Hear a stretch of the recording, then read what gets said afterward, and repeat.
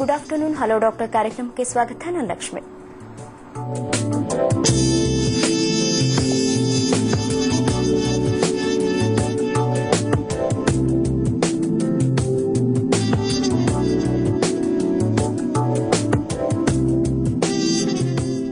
ಇವತ್ತಿನ ಕಾರ್ಯಕ್ರಮದಲ್ಲಿ ನಾವು ಅಸ್ತಮದ ಬಗ್ಗೆ ಮಾತನಾಡ್ತಾ ಇದ್ದೀವಿ। ಇದರ ಬಗ್ಗೆ ಮಾತನಾಡೋದಕ್ಕೆ ರಿಚ್ ಕೇರ್ ಹೋಮಿಯೋಪತಿಯಿಂದ ಬಂದಿರುವಂತಹ ಡಾಕ್ಟರ್ ಪ್ರೀತಿ ಅವರು ನಮ್ಮ ಜೊತೆಗಿದ್ದಾರೆ। ಮೊದಲಿಗೆ ಅವರಿಗೆ ಕಾರ್ಯಕ್ರಮಕ್ಕೆ ಸ್ವಾಗತವನ್ನು ಕೋರೋಣ। ಸ್ವಾಗತ ಕಾರ್ಯಕ್ರಮಕ್ಕೆ। ಮೊದಲಿಗೆ ಅಸ್ತಮ ಅಂದ್ರೆ ಏನು, ಅದರ ಸಿಂಪ್ಟಮ್ಸ್ ಹೇಗಿರುತ್ತೆ ಅಂತ ತಿಳಿಸ್ಕೊಡಿ। ಓಕೆ, ಅಸ್ತಮಾ ಅಂತ ಡೈರೆಕ್ಟ್ ಹೇಳೋದಕ್ಕೆ ಮುಂಚೆ ನಾನು ಜಸ್ಟ್ ನಾರ್ಮಲ್ ಆಗಿ ಲಂಗ್ಸ್ ಯಾವ ರೀತಿ ನಮ್ಮ ದೇಹದಲ್ಲಿ ಕೆಲಸ ಕಾರ್ಯ ನಡೆಸುತ್ತೆ ಅಂತ ಜಸ್ಟ್ ಒಂದು ಬ್ರೀಫ್ ಆಗಿ ನಾನು ಇಂಟ್ರೊಡಕ್ಷನ್ ಕೊಡ್ತೀನಿ।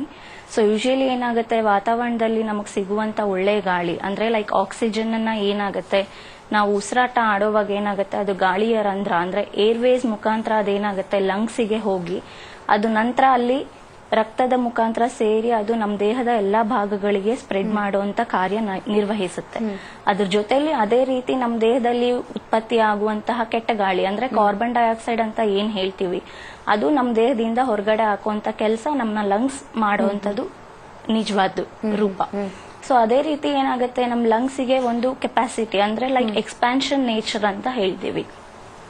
ಸೊ ಅದೇನಾಗುತ್ತೆ ನಾವು ಉಸಿರಾಡ್ಬೇಕಾದ್ರೆ ಅದೇನಾಗುತ್ತೆ ಸ್ವಲ್ಪ ಸೈಜ್ ಅದು ದೊಡ್ಡದಾಗುವಂಥದ್ದು ಅಂದ್ರೆ ಬಲ್ಜಿಂಗ್ ಆಗುವಂಥದ್ದು ಆಗುತ್ತೆ। ಸೊ ಅದೇ ರೀತಿ ಉಸಿರು ಬಿಡುವಾಗ ಏನಾಗುತ್ತೆ ಅದರದ್ದು ಸೈಜ್ ಶ್ರಿಂಕ್ ಆಗುತ್ತೆ। ಸೊ ಈ ರೀತಿ ಅದು ನಾರ್ಮಲ್ ಆಗಿ ಅದರದ್ದು ಸಹಜ ಗುಣ।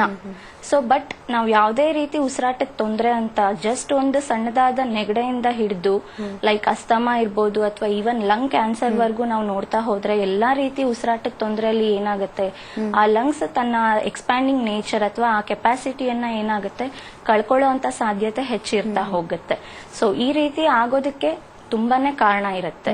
ಸೊ ನೀವೀಗ ಅಸ್ತಮಾ ಅಂತ ಏನಂದ್ರ ಕೇಳಿದ್ರಿ, ಸೊ ಅದಕ್ಕೆ ಏನಾಗುತ್ತೆ ಅದಕ್ಕೆ ಮುಖ್ಯವಾದ ಕಾರಣಗಳೇನಂದ್ರೆ ಅಲರ್ಜಿ ಅಂತ ಹೇಳ್ಬೋದು। ಸೊ ಈ ಅಲರ್ಜಿಗೆ ತುಂಬಾನೇ ಕಾರಣ ಇರುತ್ತೆ। ಸೊ ಅದರಲ್ಲಿ ಮುಖ್ಯವಾದ air pollution. So air pollution ಇಂದ ಬರ್ತಾ ಇರುವಂತ ಹೊಗೆ ಇರ್ಬೋದು ಅಥವಾ ನಾವ್ ಇನ್ನೊಂದು COPD ಅಂತ ಹೇಳ್ತೀವಿ, ಕ್ರಾನಿಕ್ ಅಬ್ಸ್ಟ್ರಕ್ಟಿವ್ ಪಲ್ಮನರಿ ಡಿಸೀಸ್ ಅಂತ ಹೇಳಿ। ಸೊ ಇದು ಬರ್ಲಿಕ್ಕೆ ಮುಖ್ಯ ಕಾರಣ ಅಂತ ಹೇಳಿದ್ರೆ ಸ್ಮೋಕಿಂಗ್। ಸೊ ಸ್ಮೋಕಿಂಗ್ ಅಥವಾ ಬಿಡಿ ಸಿಗರೇಟ್ಸ್ ಅದನ್ನ ಸೇದೋದ್ರಿಂದ ಏನಾಗುತ್ತೆ ನಮ್ ಲಂಗ್ಸ್ ಯಾವಾಗ ಹಾರ್ಡ್ ಆಗುತ್ತೆ ಅದು ತನ್ನ ಎಕ್ಸ್ಪ್ಯಾಂಡಿಂಗ್ ನೇಚರ್ ನ ಕಳ್ಕೊಳ್ಳೋ ಸಾಧ್ಯತೆ ಇರುತ್ತೆ। ಮತ್ತೆ ಇನ್ನೂ ಮುಂತಾದ ಕಾರಣ ಅಂತ ನೋಡ್ತಾ ಹೋದ್ರೆ ಈ ಅಲರ್ಜಿಗೆ ಮುಖ್ಯವಾಗಿ ಕಾರಣ ಅಂತ ಹೇಳಿದ್ರೆ ಡಸ್ಟ್। ಸೊ ಇತ್ತೀಚಿನ ದಿನಗಳಲ್ಲಿ ನೋಡ್ತಾ ಇರ್ಬೋದು ಎಲ್ಲ ಕಡೆ ತುಂಬಾ ಡಸ್ಟ್ ಏರ್ ಪಲ್ಯೂಷನ್ ತುಂಬಾನೇ ಆಗಿದೆ। ಅದ್ರ ಜೊತೆಲಿ ಪೋಲನ್ ಗ್ರೈನ್ಸ್ ಅಂತ ಲೈಕ್ ಈ ಫ್ಲವರ್ ಸ್ಮೆಲ್ಲು ಕೂಡ ಕೆಲವೊಬ್ಬರಿಗೆ ಆಗಲ್ಲ, ಅದರಿಂದ ಕೂಡ ಅಲರ್ಜಿ ಸ್ಟಾರ್ಟ್ ಆಗುವಂತದ್ದು ಹೆಚ್ಚಿರುತ್ತೆ। ಅದರಿಂದ ಬರುವಂತದ್ದು ಮುಖ್ಯವಾಗಿ ಏನ್ ಹೇಳ್ತೀವಿ ಅಲರ್ಜಿಕ್ ರೈನೈಟಿಸ್ ಅಂತ ಹೇಳ್ತೀವಿ। ಸೊ ಈ ತರದ್ರಲ್ಲಿ ಈವನ್ ಕೆಲವೊಬ್ರಿಗೆ ಏನಾಗುತ್ತೆ ಸ್ವಲ್ಪ ಅಗರಬತ್ತಿ ಸ್ಮೆಲ್ ತಗೊಂಡ್ರು ಕೂಡ ಕಂಟಿನ್ಯೂಸ್ ಸೀನು ಅಂದ್ರೆ ಸ್ನೀಸಿಂಗ್ ಸ್ಟಾರ್ಟ್ ಆಗೋದು ಸ್ಟಾರ್ಟ್ ಆಗುತ್ತೆ। ಸೊ ಅದು ಅಗರಬತ್ತಿ ಸ್ಮೆಲ್ ಇರ್ಬೋದು। ಈವನ್ ಕೆಲವೊಬ್ರು ಬಾಡಿ ಎಷ್ಟು ಸೆನ್ಸಿಟಿವ್ ಇರುತ್ತೆ ಅಂತ ಹೇಳಿದ್ರೆ ಈವನ್ ಅಡ್ಗೆ ಮಾಡ್ಬೇಕಾದ್ರೆ ಕೂಡ ಸ್ವಲ್ಪ ಒಗ್ಗರಣೆ ಸ್ಮೆಲ್ ಕೂಡ ಸೀನ್ ಬರುವಂತದ್ದು ಹೆಚ್ಚಾಗ್ತಾ ಹೋಗುತ್ತೆ। ಸೊ ಈ ರೀತಿ ಸಣ್ಣ ಸಣ್ಣ ಅಲರ್ಜಿ ಮತ್ತೆ ಇನ್ನೊಂದು ನಾವು ಆಕ್ಯುಪೇಷನಲ್ ಡಿಸಾರ್ಡರ್ಸ್ ಅಂತ ಹೇಳ್ತೀವಿ। ಕೆಲವೊಬ್ರು ಈ ಕಾಟನ್ ಇಂಡಸ್ಟ್ರೀಸ್ ಅಲ್ಲಿ ವರ್ಕ್ ಮಾಡ್ತಾ ಇರ್ತಾರೆ, ಕೇನ್ ಶುಗರ್ ಇಂಡಸ್ಟ್ರೀಸ್ ಅಲ್ಲಿ। ಸೊ ಅದರಿಂದ ಬರುವಂತ ಡಸ್ಟ್ ಕೂಡ ಏನಾಗುತ್ತೆ ಈ ರೀತಿ ಲಂಗ್ಸ್ ತನ್ನ ಕೆಪಾಸಿಟಿ ಕಳ್ಕೊಳ್ಳೋ ಸಾಧ್ಯತೆ ಇರುತ್ತೆ। ಸೊ ಈ ರೀತಿ ಸಣ್ಣ ಪುಟ್ಟ ಅಲರ್ಜೀಸ್ ಎಲ್ಲ ಸೇರಿ ಏನಾಗುತ್ತೆ ಅದು ಒಂದ್ ಕಂಡೀಷನ್ ಬಂದಾಗ ಏನಾಗುತ್ತೆ ಅದು ಅಸ್ತಮಾ ಆಗಿ ಟರ್ನ್ ಆಗಕ್ಕೆ ಮುಖ್ಯ ಕಾರಣ ಆಗುತ್ತೆ। ಇನ್ನು ಲಕ್ಷಣಗಳು ಹೇಗಿರುತ್ತೆ ಅದದ್ದು? ಸೊ ಈ ಅಸ್ತಮಾ ಅಂತ ಹೇಳ್ತಾ ಹೋದ್ರೆ ನಾನು ಆಗ್ಲೇ ಹೇಳ್ದಂಗೆ ಮುಖ್ಯವಾಗಿ ಇದರಲ್ಲಿ ಏರ್ವೇಸ್ ಏನಿರುತ್ತೆ ಆ ಏರ್ವೇಸ್ ಈ ಎಲ್ಲಾ ಡಸ್ಟ್ ಪಾರ್ಟಿಕಲ್ಸ್ ಇಂದ ಇರ್ಬೋದು ಎಲ್ಲ ಪೊಲ್ಯೂಷನ್ ಇಂದ ಏನಾಗುತ್ತೆ ಏರ್ವೇಸ್ ಬ್ಲಾಕ್ ಆಗುತ್ತೆ। ಸೊ ಅದ್ ಬ್ಲಾಕ್ ಆದಾಗ ಏನಾಗುತ್ತೆ ನಮ್ ಗಾಳಿ ನಾವು ದೇಹಕ್ಕೆ ಎಲ್ಲಾ ಪಾರ್ಟ್ಗಳಿಗೆ ಎಷ್ಟು ಗಾಳಿ ಸಫಿಶಿಯಂಟ್ ಅಮೌಂಟ್ ಎಷ್ಟು ಬೇಕಾಗುತ್ತೆ ಅದು ನಮ್ ದೇಹ ಅದಕ್ಕೆಲ್ಲ ಅವಶ್ಯಕತೆ ತುಂಬಿಸೋದು ಕಷ್ಟ ಆಗುತ್ತೆ।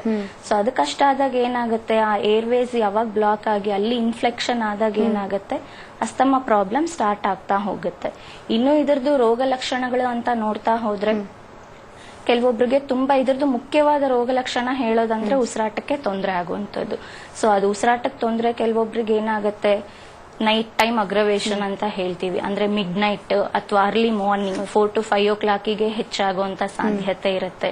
ಇನ್ನು ಅದರಲ್ಲಿ ಸಿಂಪ್ಟಮ್ಸ್ ಅಂತ ನೋಡ್ತಾ ಹೋದ್ರೆ ಮೈಲ್ಡ್, ಮಾಡರೇಟ್ ಅಂಡ್ ಸಿವಿಯರ್ ಅಂತ ಹೇಳಿ 3 ಕ್ಲಾಸಿಫಿಕೇಶನ್ ಆಗಿ ನಾವು ಅದನ್ನ ಡಿವೈಡ್ ಮಾಡ್ತಾ ಹೋಗ್ತೀವಿ।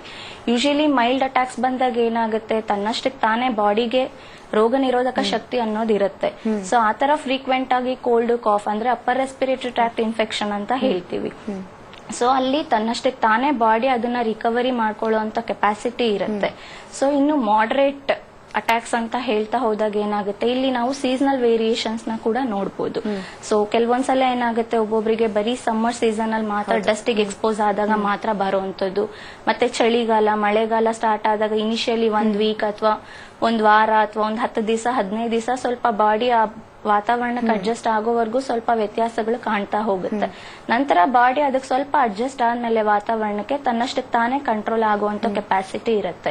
ಇನ್ನು severe attacks of asthmatic attacks ಅಂತ ನೋಡ್ತಾ ಹೋದ್ರೆ, ಸೊ ಇಲ್ಲಿ ಯೂಶುವಲಿ ಏನಾಗುತ್ತೆ, ಇನ್ಹೇಲರ್ಸ್ ಅಥವಾ ಬ್ರಾಂಕೋ ಡೈಲೇಟರ್ಸ್ ಅಂತ ನಾವೇನ್ ಹೇಳ್ತೀವಿ ಅದನ್ನ ಉಪಯೋಗಿಸುವಂತ ಅವಶ್ಯಕತೆ ಬರುತ್ತೆ.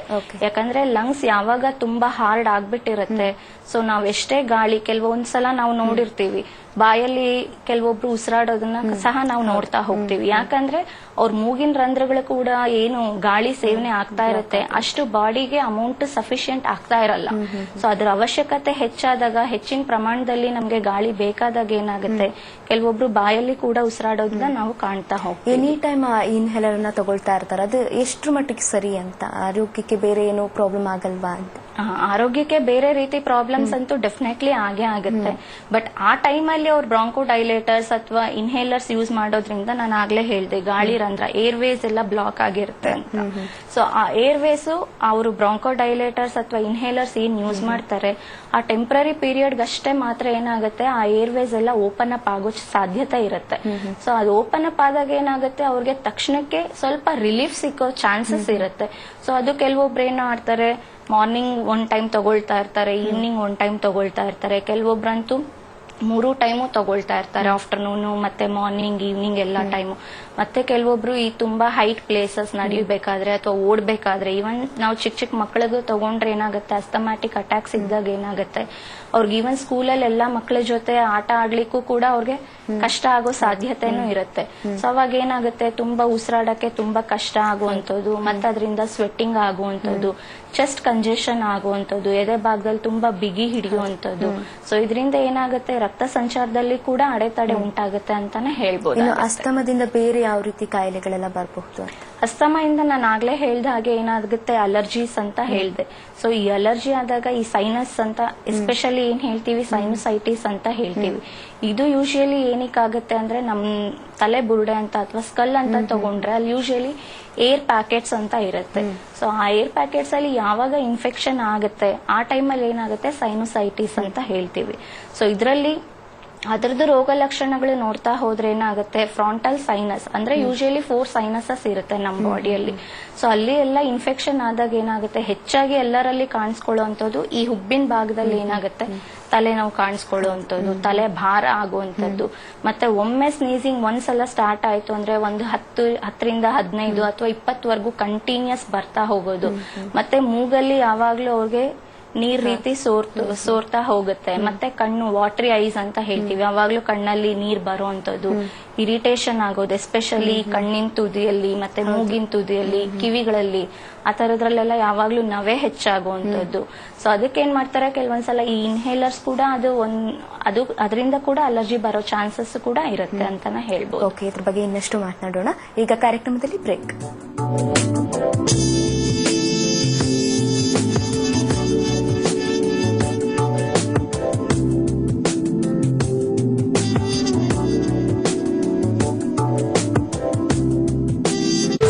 ಹಲವು ಬಾರಿ ನಕ್ಷೆ ಬದಲಿಸಿದ್ರೂ ಸಾಧ್ಯವಾಗ್ಲಿಲ್ಲ ಒಂದು ಸೂರು ಕಟ್ಟೋಕೆ.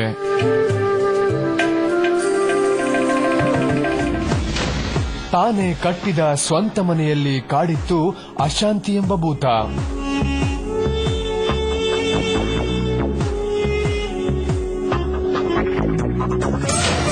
ಸಂಸಾರ ತೂಗಿಸುವವನಿಗೆ ಪ್ರತಿಫಲವಾಗಿದ್ದು ಬರೀ ಅವಮಾನ.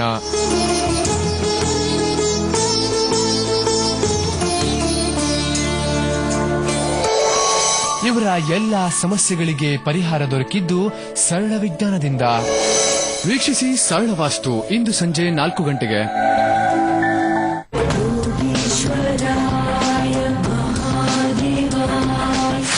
ಇದು ಶ್ರೀರಾಮನ ಬ್ರಹ್ಮಹತ್ಯ ದೋಷ ದೂರ ಮಾಡಿದ ಸ್ಥಳ. ಜಗದಾನಂದಕಾರಕ ಜಯ ಇಲ್ಲಿದೆ ರಘುನಂದನ ಪ್ರತಿಷ್ಠಾಪಿಸಿದ ಪವಿತ್ರ ಲಿಂಗ.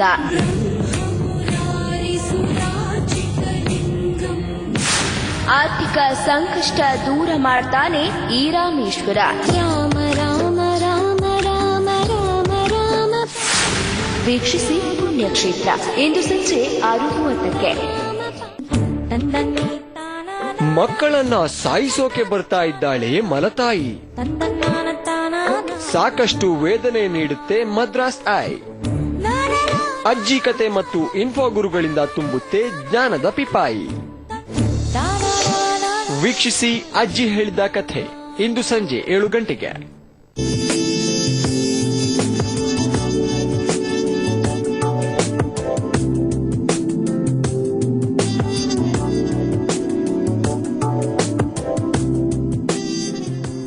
ಬ್ರೇಕ್ನ ನಂತರ ಹಲೋ ಡಾಕ್ಟರ್ ಕಾರ್ಯಕ್ರಮಕ್ಕೆ ಸ್ವಾಗತ.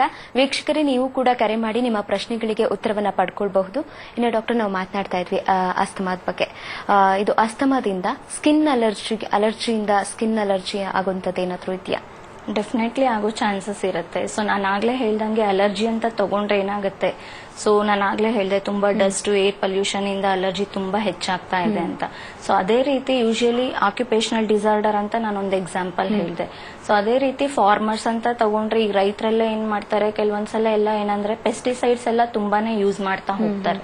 ಸೊ ಅದರಿಂದ ಏನಾಗುತ್ತೆ, ಅದು ಯಾವಾಗ್ಲೂ ಅವ್ರು ಅದಕ್ಕೆ ಎಕ್ಸ್ಪೋಸ್ ಆದಾಗ ಏನಾಗುತ್ತೆ, ಬಾಡಿಯಲ್ಲಿ ಏನಂದ್ರೆ ಅದಕ್ಕೆ ಅಲರ್ಜಿಕ್ ರಿಯಾಕ್ಷನ್ ಸ್ಟಾರ್ಟ್ ಆಗ್ತಾ ಹೋಗುತ್ತೆ. ಸೊ ಬಾಡಿ ಯಾವಾಗ ಹೈಪರ್ ಸೆನ್ಸಿಟಿವಿಟಿ ಅಂತ ನಾವೇನ್ ಹೇಳ್ತೀವಿ, ಬಾಡಿ ಯಾವಾಗ ಸೂಕ್ಷ್ಮತೆ ಕಡಿಮೆ ಆಗ್ತಾ ಹೋಗುತ್ತೆ, ಆ ಟೈಮಲ್ಲಿ ಇಲ್ಲ ಅಲರ್ಜಿ ಅನ್ನೋದು ಹೆಚ್ಚಾಗ್ತಾ ಹೋಗ್ತಾ ಹೋಗುತ್ತೆ. ಸೊ ಈ ಅಲರ್ಜಿಗೂ ಅಸ್ತಮಾಗೂ, ಸೊ ಅಲರ್ಜಿ ಯಾವಾಗ ಅವರು ಕರೆಕ್ಟ್ ಸಮಯದಲ್ಲಿ ಅದಕ್ಕೆ ಸರಿಯಾದ ಚಿಕಿತ್ಸೆ ತಗೊಂಡಿಲ್ಲ ಅಂದಾಗ ಏನಾಗುತ್ತೆ, ಕೆಲವೊಬ್ರೆಲ್ಲ ನೆಗ್ಲೆಕ್ಟ್ ಮಾಡ್ತಾ ಹೋಗ್ತಾರೆ. ಸೊ ಆ ಟೈಮಲ್ಲಿ ಒಂದ್ಸಲ ಪೆಸ್ಟಿಸೈಡ್ ಹೊಡೆದಾಗ ಸ್ವಲ್ಪ ಅವ್ರಿಗೆ ಏನಾಗುತ್ತೆ, ಉಸಿರಾಟಕ್ಕೆ ತೊಂದರೆ ಆಗಿರುತ್ತೆ. ಬಟ್ ಅವ್ರೇನ್ ಮಾಡ್ತಾರೆ, ಆ ಟೈಮಲ್ಲಿ ಅದನ್ನ ನೆಗ್ಲೆಕ್ಟ್ ಮಾಡೋ ಚಾನ್ಸಸ್ ಹೆಚ್ಚಿರುತ್ತೆ. ಸೊ ಅವಾಗ ಏನಾಗುತ್ತೆ, ಅದಕ್ಕೆ ಹೋಗಿ ಯಾವ್ದಾದ್ರು ಮೆಡಿಕಲ್ ಶಾಪ್ ಅಲ್ಲಿ ಏನಾದ್ರು ಈ ಸಿಟ್ರಿಸಿನ್ ಟ್ಯಾಬ್ಲೆಟ್ಸ್ ಆ ತರದ್ದೆಲ್ಲ ಹೆಚ್ಚು ಉಪಯೋಗಿಸೋವಾಗ ಏನಾಗುತ್ತೆ, ಸೊ ಡೆಫಿನೆಟ್ಲಿ ಅದರಿಂದ ಅವ್ರಿಗೆ ಅಲರ್ಜಿ ಸ್ಟಾರ್ಟ್ ಆಗಿ ಈವನ್ ತುರಿಕೆ ಅಂತ ಹೇಳ್ತೀವಿ, ಯೂಶಲಿ ಲೈಕ್ ಅರ್ಟಿಕೇರಿಯಾ ಅಂತ ಹೇಳ್ತೀವಿ, ಸ್ಕಿನ್ ಕಂಪ್ಲೇಂಟ್ಸ್. ಸೊ ಅದು ಮುಖ್ಯವಾಗಿ ನಾವು ಎಷ್ಟೋ ಜನರಲ್ಲಿ ಕಾಣುವಂತದ್ದು ಅದು ಅರ್ಟಿಕೇರಿಯಾ. ಸೊ ಅದನ್ನ ತಗೊಂಡ್ರೆ ಏನಾಗುತ್ತೆ, ಸಣ್ಣ ಸಣ್ಣ ಗುಳ್ಳೆಗಳು ಆಗುವಂತ ಚಾನ್ಸಸ್ ಇರುತ್ತೆ. ಸೊ ಅದೇನಾಗುತ್ತೆ, ಇನಿಷಿಯಲಿ ಸಣ್ಣ ಪಿಂಪಲ್ ತರ ಸ್ಟಾರ್ಟ್ ಆಗುತ್ತೆ, ಮತ್ತೆ ದದ್ದು ಅಂತ ಹೇಳ್ತಾರೆ ಯೂಶುವಲಿ. ಸೊ ಅದಕ್ಕೆ ಏನಾಗುತ್ತೆ, ಅದು ದೊಡ್ಡದಾಗಿ ಸೈಜು, ಮತ್ತೆ ನಾವ್ ಏನೇ ಚರ್ಮದ ಮೇಲೆ ಏನೇ ಒಂದು ಸ್ಕ್ರಾಚ್ ಅಥವಾ ಗೆರೆ ಹೇಳಿದ್ರು ಕೂಡ ಅದ್ ಮಾರ್ಕ್ ಹಾಗೆ ಉಳಿಯುವಂತದ್ದು, ರೆಡ್ನೆಸ್ ಆಗುವಂತದ್ದು. ಮತ್ತೆ ಇವನ್ ಅವ್ರು ಎಷ್ಟು ಅಲರ್ಜಿ ಆಗಿರುತ್ತೆ ಅಂದ್ರೆ, ಇವನ್ ಸ್ವಲ್ಪ ಊಟದಲ್ಲಿ ವ್ಯತ್ಯಾಸ ಆದ್ರೆ ಅಥವಾ ಅವ್ರು ತಗೊಳ್ಳೋಂತ ಆಯಿಲ್ ಫುಡ್ ಸ್ವಲ್ಪ ಅದರಲ್ಲಿ ವ್ಯತ್ಯಾಸ ಆದ್ರೂ ಕೂಡ ಏನಾಗುತ್ತೆ, ಹೆಚ್ಚಾಗೋ ಚಾನ್ಸಸ್ ಇರುತ್ತೆ. ಓಕೆ, ಇದ್ರ ಬಗ್ಗೆ ಇನ್ನಷ್ಟು ಮಾತಾಡೋಣ. ಈಗ ನಟರಾಜು ಅಂತ ಕರೆ ಮಾಡಿದ್ದಾರೆ. ಹಲೋ ನಮಸ್ತೆ, ಡಾಕ್ಟರ್ ಇದೆ, ಪ್ರಶ್ನೆ ಕೇಳಿ. ಮೇಡಮ್ ಏನಿಲ್ಲ, ನಮ್ ಕಷ್ಟ ಏನು ಅಂತಂದ್ರೆ, ಈಗ ಒಂದ್ 2 ತಿಂಗಳಾಗಿತ್ತು ನಮ್ಗೆ ಮೂಗಲ್ಲಿ ಶೀತ ಆಗ್ಬಿಟ್ಟಿತ್ತು. ಓಕೆ, ಅದು ಶೀತ ಆಗಿದ್ದು ಸ್ಮೆಲ್ ಏನು ಕಂಡಿಡಿತಾ ಇರ್ಲಿಲ್ಲ. ಸರಿ. ಆಮೇಲೆ ಮೂಗ್ ಸ್ಮೆಲ್ ಕಂಡಿಡ್ತಿರಲ್ಲ ಮೇಡಮ್ ನಮ್ಗೆ. ಹೇಳಿ ಹೇಳಿ. ಆಮೇಲೆ ಈಗ ಉಸಿರಾಡ್ಬೇಕಾದ್ರೆ ನಗಾಡ್ಬೇಕಾದ್ರೆ ಎಲ್ಲ ಉಸಿರು ಕಟ್ಟಂಗ ಆಯ್ತು ಮೇಡಮ್ ನಮಗೆ. ಓಕೆ, ನೀವು ಮೂಗಲ್ಲಿ ಏನಾದ್ರೂ ಗಟ್ಟಿಯಾಗಿ ಮಾಂಸ ಏನಾದ್ರೂ ಬೆಳ್ಕೊಂಡಿರೋದು ಆತರ ಏನಾದ್ರೂ ನೀವು ಗಮನಿಸಿದೀರಾ? ಇಲ್ಲ ಇಲ್ಲ, ಆತರದ್ದೇನಿಲ್ಲ ಮೇಡಮ್. ಒಟ್ಟಿಗೆ ಡಾಕ್ಟರ್ಗೆಲ್ಲ ತೋರಿಸಿ ನಾನು, ಅದಕ್ಕೆ ಅವರು ಬರುತ್ತೆ ಪ್ರಾಬ್ಲಮ್ ಇಲ್ಲ ಅಂತ ಹೇಳಿದ್ರು. ಓಕೆ, ಅದು ಈಗ 2 ತಿಂಗಳಿಂದಾನೇ ಇದೆಯಾ ನಿಮ್ಗೆ? ಮುಂಚೆ ಯಾವಾಗ್ಲಾದ್ರೂ ಬರೋದು ಹೋಗೋದು ಆಗ್ತಾ ಇತ್ತಾ? ಇಲ್ಲ ಮೇಡಮ್, ಈ ಸತಿ ಮಾತ್ರ ಜಾಸ್ತಿ ಶೀತ ಆಗ್ಬಿಟ್ಟು ಹಂಗಾಗಿತ್ತು ನಮ್ಗೆ. ಓಕೆ ಓಕೆ, ನಿಮ್ಗೆ ಏನಾದ್ರೂ ತಲೆ ಭಾರ ಆಗುವಂತದ್ದು, ಕಣ್ಣಲ್ಲಿ ನೀರ್ ಸುರಿಯುವಂತದ್ದು ಆ ತರದ್ ಏನಾದ್ರು? ಆ ತರದ್ದೇನು ಇರ್ಲಿಲ್ಲ ಮೇಡಮ್. ಒಟ್ಟಿಗೆ ಒಂದೊಂದ್ಸತಿ ತಲೆ ನಾನು ಸ್ವಲ್ಪ ಯಾವ್ದಾರು ಬೇಜಾರಾದಾಗ ಒಂದೊಂದ್ಸತಿ ಎಣ್ಣೆ ತಂತಿದ್ದು, ಎಣ್ಣೆ ತಂದಾಗ ಅದು ತಲೆಯಲ್ಲಿ ಶೀತ ಆದಾಗ ಸೋಡಾದ ಜೊತೆ ತಗೊಂಡಾಗ ಆತರ ಆಗ್ಬಿಡಿತ್ತು ಮೇಡಮ್. ಅದಕ್ಕೋಸ್ಕರ ಮೂಗಲ್ಲಿ ನೀರಿಲ್ದಾಗ ಆಗೋದು. ಓಕೆ, ಅದು ಮೋಸ್ಟ್ಲಿ ಏನಾಗಿರುತ್ತೆ, ಸ್ವಲ್ಪ ಇನ್ಫೆಕ್ಷನ್ ತರ ಆಗಿರುತ್ತೆ. ಸೊ ಅದಕ್ಕೆ ಸ್ವಲ್ಪ ಕರೆಕ್ಟ್ ಆಗಿ ಮೆಡಿಸಿನ್ಸ್ ತಗೋಬೇಕಾಗತ್ತೆ. ಸೊ ನೋಡೋಣ, ನೀವು ಅದನ್ನ ರಿಪೋರ್ಟ್ಸ್ ಏನಾದ್ರೂ ಮಾಡ್ಸಿದೀರಾ ನೀವು? ಇಲ್ಲ ಮೇಡಮ್, ಅದ್ ಬರುತ್ತೆ ಏನು ಆಗಲ್ಲ ಅಂತ ಟ್ರೀಟ್ಮೆಂಟ್ ಮಾಡ್ಯಾರ ಮೇಡಮ್. ಓಕೆ ಓಕೆ, ಅದೇ ಇನ್ಫೆಕ್ಷನ್ ತರ ಆಗಿರುತ್ತೆ, ಸ್ವಲ್ಪ ಮೆಡಿಸಿನ್ಸ್ ಕಂಟಿನ್ಯೂ ಮಾಡಿ, ಕರೆಕ್ಟ್ ಆಗುತ್ತೆ, ಏನು ಪ್ರಾಬ್ಲಮ್ ಇಲ್ಲ. ಕರೆ ಮಾಡಿದ್ದಕ್ಕಾಗಿ ಧನ್ಯವಾದಗಳು. ಈಗ ಚಂದನ್ ಅಂತ ಕರೆ ಮಾಡಿದ್ದಾರೆ. ಹಲೋ ನಮಸ್ಕಾರ ಚಂದನ್ ಅವರೇ, ಡಾಕ್ಟರ್ ಇದ್ದಾರೆ, ಮಾತನಾಡಿ. ಮೇಡಮ್ ನಮಸ್ಕಾರ. ನಮಸ್ತೆ ಚಂದನ್ ಅವ್ರೆ, ಹೇಳಿ. ಮೇಡಮ್ ನನ್ಗೆ 3 years ಇಂದ ಪಿಂಪಲ್ಸ್ ಇದೆ. ಓಕೆ, ಅದು ಒಂದು ದಿನ ತುಂಬಾ ಜಾಸ್ತಿ ಆಗುತ್ತೆ, ಒಂದ್ ದಿನ ತುಂಬಾ ಕಮ್ಮಿ ಆಗ್ಬಿಡುತ್ತೆ. ಓಕೆ. ಸೊ ಅದ್ರಲ್ಲಿ ಜಾಸ್ತಿ ಆಗ್ಬಿಟ್ಟು ನಾನು ಏನ್ ಮಾಡ್ತಿದ್ದೆ, ಫೇಶಿಯಲ್